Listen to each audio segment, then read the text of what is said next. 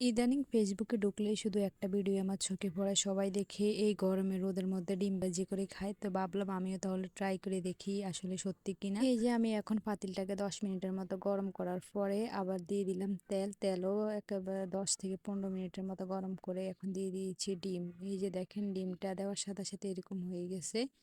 ডিমের সাথে আমি পরিমাণ মতো লবণ দিয়ে দিয়েছি, যেহেতু ডিমটা আমি খাবো।